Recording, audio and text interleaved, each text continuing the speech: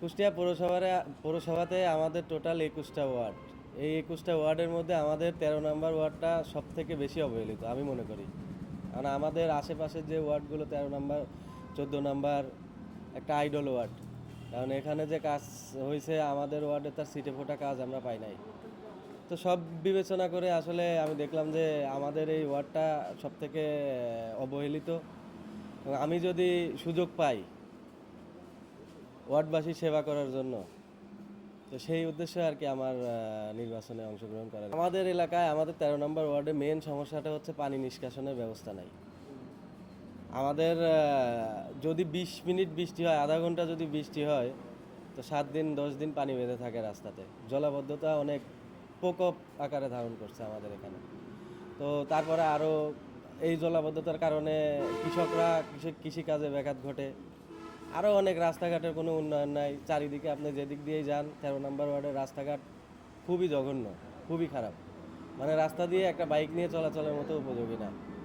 আসলে এইটা বিগত আওয়ামী লীগ সরকারের আমলে যারা এই বালি মহলের কাজ করছে তারা আসলে কিছু বলতে পারি নাই আমরা তাদেরকে।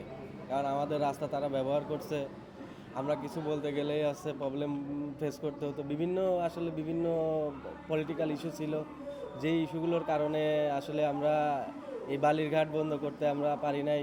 এবং সেটা আসলে দীর্ঘদিন বন্ধ থাকার কারণে এখন হয়তো এই এলাকাবাসীর যে রাস্তার উন্নয়ন হবে ভবিষ্যতে এখন হচ্ছে।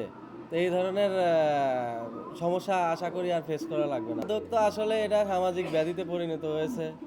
মাদক আপনি এলাকার মধ্যে যেখানেই যাবেন, ছোট ছোট বাচ্চারা থেকে শুরু করে তারা খেলাধুলা না করে তারা এখন মাদকের দিকে ঝুঁকতেছে। কারণ আপনার মাদকটা হচ্ছে সহজলভ্য হয়ে গেছে। তো এই জিনিসটা নিয়ে যদি আমরা এলাকা ভিত্তিক যারা এলাকা যুব সমাজ আছে তারা যদি সচেতন হই, তারা যদি কাজ করি, তাহলে এটা নিরসন সম্ভব। আসলে মাদক নির্মূল তো আমার একার পক্ষে সম্ভব না। এলাকাবাসী যদি সবাই মিলে কাজ করে তাহলে এটা অবশ্যই সম্ভব। আমি তো আপনাকে ফার্স্ট টাইমে বললাম, মাদক নির্মূল একার পক্ষে, একটা কাউন্সিলরের পক্ষে, একটা চেয়ারম্যানের পক্ষে, একটা মেয়রের পক্ষে কখনোই সম্ভব না। যদি এলাকার যারা আছে, সচেতন যারা আছে, যেমন আমার পাশে বা আমার বাড়ির পাশে মাদক বিক্রি হয়, এটা যদি আমি প্রতিরোধ করতে পারি, আমার জায়গা থেকে আমি যদি প্রতিরোধ করি, আপনার জায়গা থেকে আপনি যদি প্রতিরোধ করেন, এলাকাবাসী যদি একত্রে হয়ে যদি এটা নির্মূল করতে চায়, যদি মনে করে যে আমি নির্মূল করব, তাইলে এটা অবশ্যই সম্ভব।